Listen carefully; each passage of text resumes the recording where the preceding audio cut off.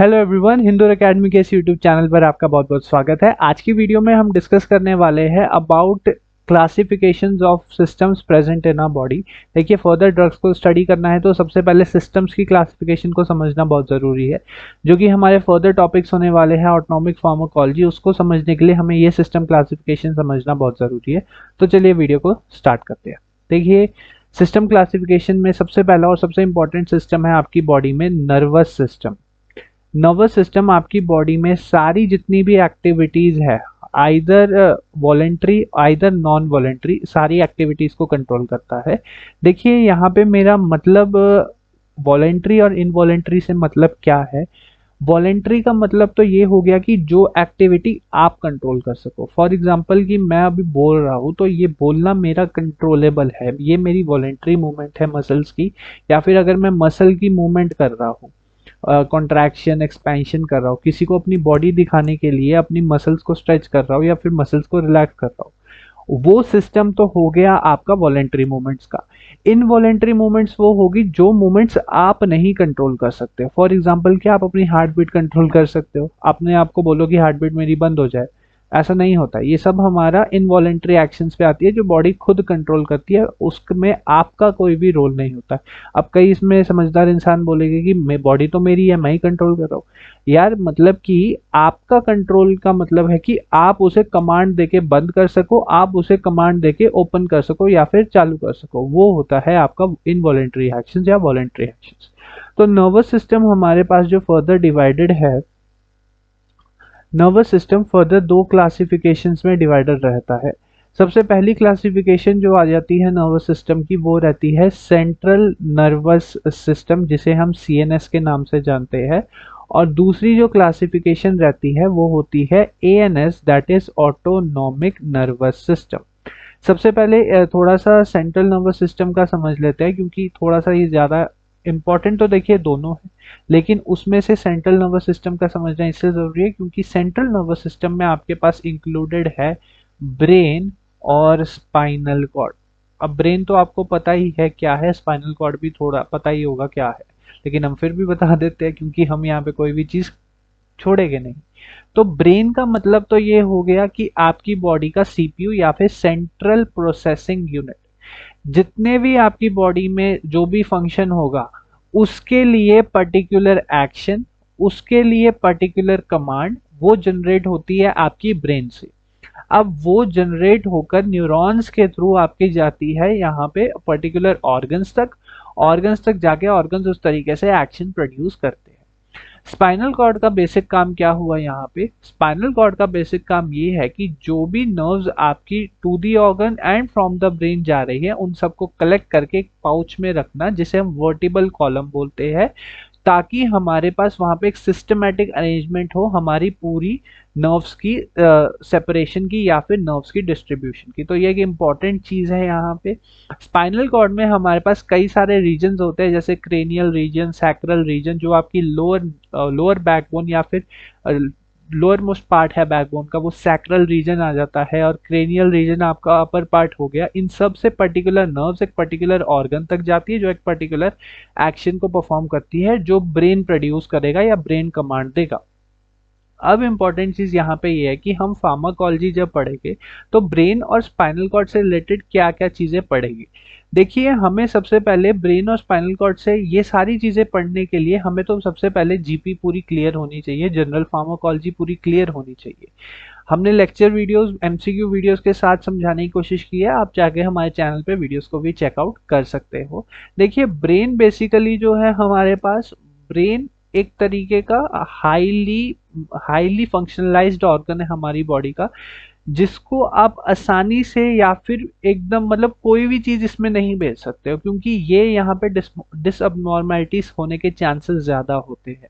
इसलिए ब्रेन और spinal cord से रिलेटेड या फिर सीएनएस से रिलेटेड जो भी ड्रग्स है वो ज्यादातर आपकी यूज होती है, जैसे कि आपकी depression, anxiety, Parkinson, epilepsy, analgesics, इन सारी केसेस में हम बेसिकली सीएनएस के रिलेटेड ड्रग्स को पढ़ते हैं, या फिर जो ड्रग का एक्शन होगा वो पर्टिकुलरली डिजाइंड इस वे में होगा कि वो हमारा सीएनएस में जाके एक्शन करे। अब आपको एक एग्जांपल बता देता हूँ मैं।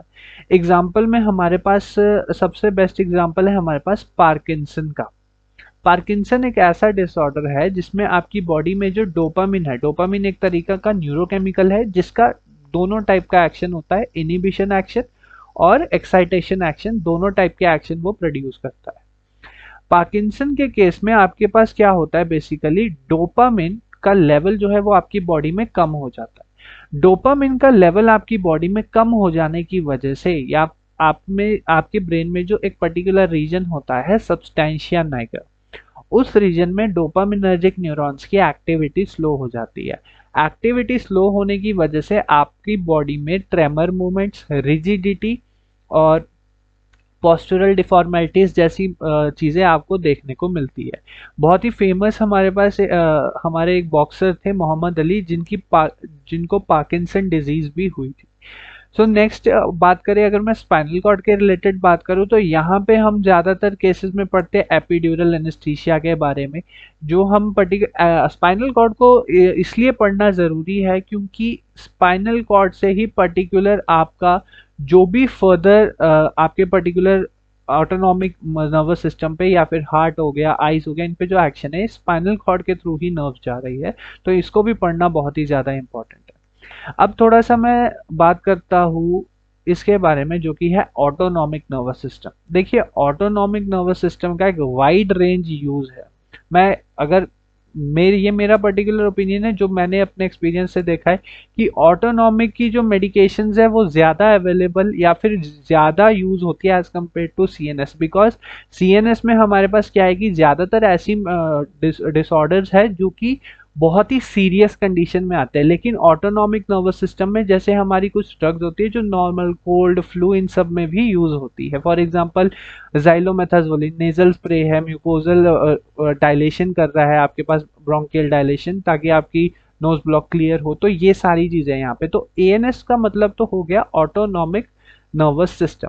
ऑटोनॉमिक नर्वस सिस्टम आपकी बॉडी का वो सिस्टम है जो आपकी बॉडी में बेसिकली इनवॉलेंट्री एक्शंस को कंट्रोल कर रहा है। इनवॉलेंट्री एक्शंस का मतलब कि वो एक्शंस जो आप नहीं कंट्रोल कर सकते हो। For example you can not control your heart beat, you can not control your eye dilation, pupil dilation, you can not control your ciliary muscle movements. So ये सारी चीजें हमारा एएनएस करता है, ऑटोनॉमिक नर्वस सिस्टम। एएनएस जो है वो further दो क्लासिफिकेशंस में इसकी हायरार्की आ जाती है, जो कि इंक्लूडेड है आपकी parasympathetic system, para sympathetic system, और दूसरा इंक्लूडेड है हमारे पास सिंपैथेटिक सिस्टम। देखिए ये जो मैंने आपको क्लासिफिकेशन बताई, एएनएस पैरासिम्पैथेटिक सिस्टम जो है हमारे पास, ये जो एएनएस है, सबसे पहले तो एएनएस की बात करूं मैं, डायरेक्ट जो है पीएनएस पे नहीं आया। यहाँ पे कई सोच रहे होंगे कि पीएनएस क्यों नहीं लिखा, क्योंकि वो तो पेरिफेरल नर्वस सिस्टम आ गया। देखिए पीएन सेंट्रल का मतलब हो गया बीच में, पेरिफेरल का मतलब हो गया आसपास। लेकिन यहाँ पे मैं आपको ये समझाने की कोशिश कर रहा हूँ कि एक उस पर्सपेक्टिव में देख रहे हैं कि हमारे पास जो सेंट्रल नर्वस सिस्टम है वो सारी ज़्यादातर जो हमारी कमांडिंग सेंटर हुआ, एएनएस में हमारे पास नॉन इनवॉलेंट्री एक्शन सेंटर्स हो गए, वो सारी चीज़ें होगी यहाँ पे। अब जो देखिए अगर मैं आप पीएनएस के अकॉर्डिंग भी समझाऊँ तो पीएनएस हो गया पेरिफेरल नर्वस सिस्टम, जिसमें दो इंक्लूडेड है, ऑटोनॉमिक नर्वस सिस्टम और आपका जो सेकेंड है somatic nervous system. Autonomic nervous system आपकी बॉडी के इनवॉलेंट्री एक्शंस को कंट्रोल कर रहा है, सोमैटिक नर्वस सिस्टम आपकी बॉडी में मसल मूवमेंट्स को कंट्रोल करता है। इसका मसल और ब्रेन के साथ डायरेक्ट कनेक्शन होता है। तो अभी पहले हम एएनएस को समझ लेते हैं। एएनएस में सबसे पहले आ गया आपका पैरासिम्पैथेटिक सिस्टम। पैरासिम्पैथेटिक सिस्टम वो सिस्टम होगा आपकी बॉडी में जो कि आपकी बॉडी को रेस्टिंग टाइम पे एक्टिवेट कर रहा है, मतलब वो सिस्टम जो रेस्ट कंडीशन में एक्टिवेट होता है। अब एक खुद को स्टोरी समझिए कि आपके पीछे एक सांप पड़ चुका है और आप एक दूसरी स्टोरी ये है कि आप रात को थक हार के पढ़ाई वगैरह करके सोने जा रहे हो। उस कंडीशन में, सोने की जो कंडीशन है, उस कंडीशन में आपकी बॉडी में पैरासिम्पैथेटिक सिस्टम एक्टिवेट होता है। पैरासिम्पैथेटिक सिस्टम सिर्फ हेड, नेक और ट्रंक रीजन तक ही फैला हुआ है और पैरासिम्पैथेटिक सिस्टम आपकी बॉडी में आपके फर्दर एरियाज पे कई सारे एक्शंस को प्रोड्यूस करता है। अब सिंपैथेटिक की अगर मैं बात करूं, सिंपैथेटिक नर्वस सिस्टम रिस्पॉन्सिबल होता है ट्रिपल एफ रिस्पॉन्सेस के लिए, फाइट, फ्लाइट एंड फ्राइट। जब आपके पीछे सांप पड़ा, उसको देख के आप खुश तो होगे नहीं। अगर आप नॉर्मल ह्यूमन बीइंग हो जो नहीं डरता है सांप से, उसको देख के आप डरोगे। जब आप डरोगे या फिर वो एक पर्टिकुलर कंडीशन होगी जहां पे आपका सिंपैथेटिक नर्वस सिस्टम एक्टिवेटेड रहता है। अब थोड़ा सा अगर मैं आपको और क्लासिफिकेशन इसकी समझाऊं between the parasympathetic system and sympathetic system, तो शायद ये ज्यादा क्लियर होने में मदद करेगा। एक साइड हम लिख लेते हैं पैरासिम्पैथेटिक सिस्टम के बारे में, पैरासिम्पैथेटिक सिस्टम, और दूसरी साइड लिख लेते हैं हम सिंपैथेटिक सिस्टम के बारे में। देखिए, जो हमारे पास पैरासिम्पैथेटिक और सिंपैथेटिक सिस्टम है, दोनों के जो दोनों की डिस्ट्रीब्यूशन हो गई, दोनों का जो एक्शन है वो बिल्कुल अलग रहता है। पैरासिम्पैथेटिक सिस्टम अब धीरे धीरे हम बायोलॉजिकली देखते हैं, पूरी बॉडी को लेके देखेंगे। सबसे पहले हम यहाँ पे लेते हैं आपके आईज को लेते हैं, सबसे पहले आईज को लेते हैं। जब आप रात को सोने जाते हो तो आईज में बेसिकली किसको ले रहे हैं हम? प्यूपिल को ले रहे हैं। यहाँ पे आईज में जो प्यूपिल है, देखिए प्यूपिल क्या हुआ, ये आपकी आईज है कुछ इस तरीके से। ये जो बीच में ब्लैक स्पॉट है, यहाँ तो आपकी आईज का कलर है जिसे हम आइरिस बोलते हैं, और ये जो बीच में ब्लैक स्पॉट होता है इसे हम प्यूपिल बोलते हैं। अगर ध्यान से आपने देखा होगा कभी, तो प्यूपिल की डायलेशन और रिलैक्सेशन ही रिस्पॉन्सिबल है आपकी आईज में जो लाइट एंटर हो रही है ड्यूरिंग द पैरासिम्पैथेटिक सिस्टम। अब देखिए, दो टर्म्स है हमारे पास, मायोसिस और माइड्रियासिस, मायोसिस और माइड्रियासिस। अब सबसे पहले हम पैरासिम्पैथेटिक सिस्टम की अगर बात करें तो आइज में वो मायोसिस को प्रोड्यूस करेगी। मायोसिस का मतलब कि प्यूपिल का साइज छोटा हो जाना, प्यूपिल की कॉन्ट्रैक्शन हो जाना। जब आप रात को सोने जा रहे हो तब आप चाहोगे कि आप ऐसे, आपकी आंखें ऐसे हो, लाइट एकदम आपकी आंखों के अंदर जाए और आप सो ना पाओ, नहीं। उस पॉइंट ऑफ टाइम पे आपकी प्यूपिल जो होती है वो कॉन्ट्रैक्टेड पोजीशन पे रहती है, ताकि कम से कम लाइट अंदर जाए और क्या प्रोड्यूस हो, और आपकी बॉडी में मतलब आइज में रिलैक्सेशन भी प्रोड्यूस हो। तो these are responsible for eyes की कॉन्ट्रैक्शन। आइज की कॉन्ट्रैक्शन के लिए हमारा पैरासिम्पैथेटिक सिस्टम रिस्पॉन्सिबल है। अब चलिए, आइज हो गई, अब आ जाते हैं नीचे यहाँ पे माउथ की तरफ, सॉरी, अब आ जाते हैं थोड़ा सा माउथ की तरफ। यहाँ पे मुंह में सबसे पहले हमारे पास क्या है? सलाइवरी ग्लैंड्स है यहाँ पे। तो सलाइवरी सिक्रीशंस के लिए बेसिकली ये आपकी जो डाइजेस्टिव एंजाइम्स है, डाइजेस्टिव एंजाइम्स की सिक्रीशन बढ़ती है in case of what? Parasympathetic system. आपकी जो डाइजेस्टिव एंजाइम्स है उनकी सिक्रीशन क्या हो जाती है? बढ़ जाती है। तभी आपका रात को बोला जाता है कि रात को खाना खा के एकदम से नहीं सोना चाहिए, या फिर बोलते हैं कि खाना खा के हमें नींद एकदम से आती है। वो इसलिए है क्योंकि खाना खाने के बाद हमारी बॉडी में जो एंजाइमेटिक एक्टिविटी है वो बढ़ जाती है, जिसमें से कई एंजाइम सेडेटिव एक्शन भी देती है। तो उस कारण हमारे पास एक तरीके का स्लीपिंग रिस्पॉन्स भी प्रोड्यूस होने लग जाता है। थर्ड, अगर मैं बात करूं, अब माउथ की बात होगी, जीआईटी की भी बात होगी। जीआईटी में के साथ अगर मैं डाइजेस्टिव की ही बात करूं तो जीआईटी में हमारे पास एसिड की सिक्रीशन बढ़ जाएगी। किसकी सिक्रीशन बढ़ेगी? एसिड की सिक्रीशंस बढ़ेगी। Acid basically HCl।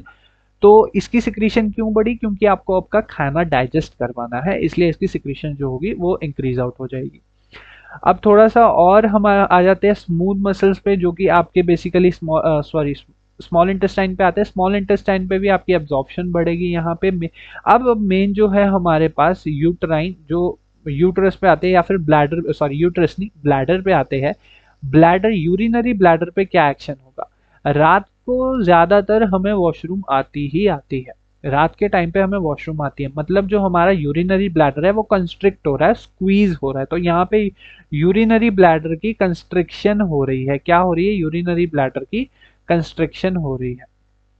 अगर आप बात करें और सिक्रीशंस की, जैसे कि स्वेटिंग वगैरह, वो इनहिबिट होती है इस केस में।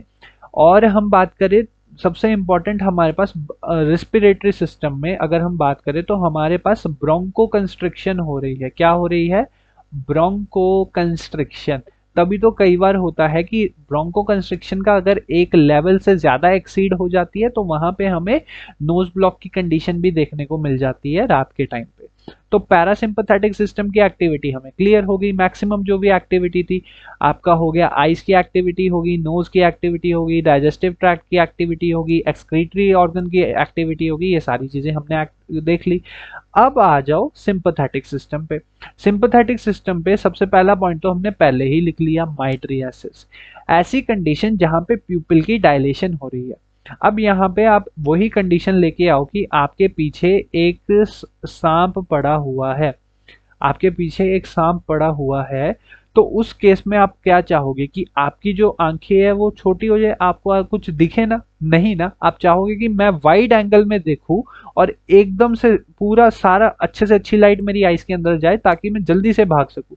तो माइट्रियासिस होगी, आपकी प्यूपिल्स की डायलेशन होगी, यहाँ पे किसकी डायलेशन होगी? प्यूपिल की डायलेशन प्रोड्यूस होगी। सेकेंड पॉइंट की अगर मैं बात करूं तो डाइजेस्टिव ट्रैक्ट में हमारे जैसे कि एंजाइम्स, डाइजेशन जो है वो इनिबिट होगी। क्या इनिबिट होगी? डाइजेशन जो है, डाइजेस्टिव एंजाइम्स हो गई आपकी, या फिर HCl की सिक्रीशन। किसकी सिक्रीशन? HCl की सिक्रीशन जो है वो सारी चीजें क्या हो जाएगी? इनहिबिट हो जाएगी, सिक्रीशन सब कुछ इनहिबिट हो गई। आप जब आपके पीछे सांप है, आप चाहोगे उस पॉइंट ऑफ टाइम पे कि आपको बर्ब्स आए या फिर आपकी बॉडी में डाइजेशन हो, आपको एसिडिटी हो? नहीं, उस टाइम तो है कि भाई कुछ नहीं देखना, भागो घर की तरफ। ठीक है। थर्ड कंडीशन जो है GIT के बारे में अगर मैं बात करूं, वो मैंने पहले लिख दिया, एसिड सिक्रीशंस। ब्लैडर की अगर हम बात करें तो क्या ऐसा हुआ है कभी अगर आपके पीछे सांप पड़ा है या कोई डॉग कुत्ता भी पड़ा है आपके पीछे, तो उसको पॉइंट ऑफ टाइम पे आपको वॉशरूम आ रही है, आपको वॉशरूम जाना है? नहीं, तो यहाँ पे यूरिनरी जो ब्लैडर है उसकी डायलेशन हो जाएगी। क्या हो जाएगी? यूरिनरी ब्लैडर की डायलेशन हो जाएगी। फोर्थ इंपॉर्टेंट चीज यहाँ पे हम ये देखते हैं कि ब्लैडर की डायलेशन हो गई, तो चलो अब जब आप भाग रहे हो, भागते टाइम आप चाहोगे कि आपका जो ब्रोंकस है, स्मूथ मसल्स है, वो कंस्ट्रिक्टेड वे में हो, उसमें कम हवा जाए? नहीं, आप चाहोगे कि वहां पे मैक्स टू मैक्स हवा जाए, इसलिए वहां पे क्या प्रोड्यूस होगा? वहां पे ब्रोंको डायलेशन प्रोड्यूस होगी। क्या प्रोड्यूस होगी यहाँ पे? Bronchodilation. तो यहाँ पे ब्रोंको डायलेशन प्रोड्यूस होगी। इसलिए कहते हैं कि जो पैरासिम्पैथोमाइमेटिक ड्रग्स है, ऐसी ड्रग्स जो कि पैरासिम्पैथेटिक सिस्टम की एक्टिविटी को मिमिक करती है, उन ड्रग्स को हम किन केस में नहीं देते? अस्थमा के केस में नहीं दी जाती है। क्यों? क्योंकि पैरासिम्पैथेटिक सिस्टम की एक्टिविटी को मिमिक करेगा तो स्मूथ मसल्स पे कॉन्स्ट्रिक्शन प्रोड्यूस करेगा, और अस्थमा के केस में, अस्थमेटिक पेशेंट में पहले ही ब्रोंको कंस्ट्रिक्शन है, तो उस केस में हम सारी ड्रग्स देते हैं सिंपैथेटिक सिस्टम वाली। सो ये इस वीडियो में हमने डिस्कस किया about the classifications of the central of the nervous system and in detail about the parasympathetic and sympathetic nervous system. Thank you so much for watching. Till then, keep learning and keep enjoying. Thank you so much.